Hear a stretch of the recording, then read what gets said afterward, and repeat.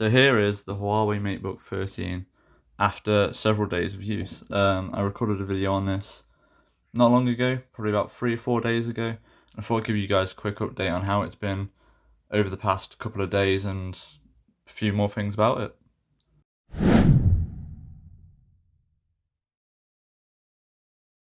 So I know in the last video you guys commented a lot about the battery life on this. So far it's been pretty well. It takes about an hour to charge, and it's been run. It says 1 hour 48, but I usually get about 5 to 6 hours out of it. I usually have it on best performance, but for this video, I've just got it on better battery. So I've been using it for a couple of days now, and I haven't actually come into any issues with it. You do with the fingerprint, you have to get that right, and it will do that feature where you turn it on, it reads it straight away, loads up. So I readjusted my finger and that works fine now. The keyboard feels amazing. Once you've worn it into it a bit, it's the best keyboard I've ever actually typed on. Obviously you don't use it for gaming and stuff, but if it's typing schoolwork and stuff, it feels great. I haven't had any slowdown issues. I think the only time I had a slowdown issue is when my Wi-Fi went down, and that wasn't the actual computer, but it's been overall really fast. This is full brightness. I have my curtains open today. You can sort of see it well. I tried sitting near the window the other day to see what people were on about, because apparently people were saying that you can't see the screen properly. So I thought, oh, I'll test that. Sat near the window with direct the sunlight coming on it. And I went downstairs, outside. You can still see it.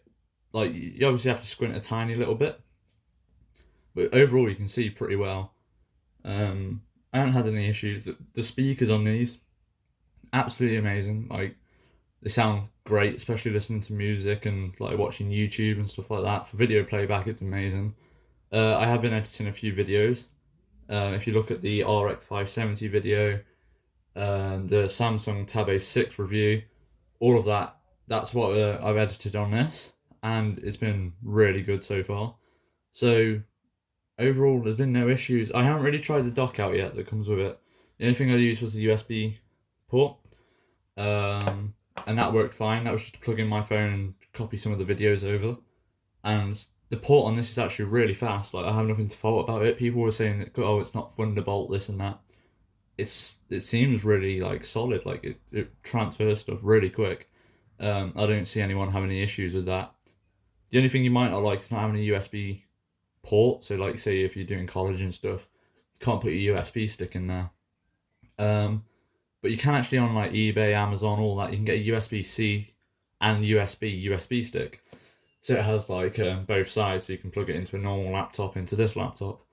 But with the backlit keyboard as well, you can't really see it in the daytime, but obviously why would you need to? It's made for night.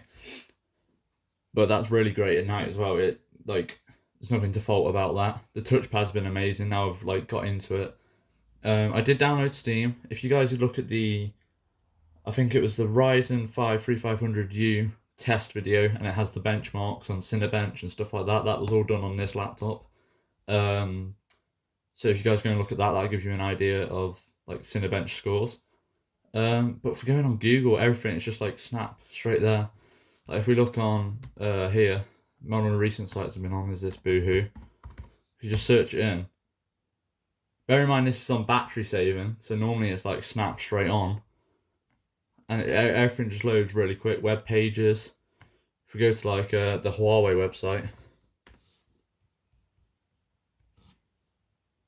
should load pretty much straight in. And if we want to do let's say a Word document,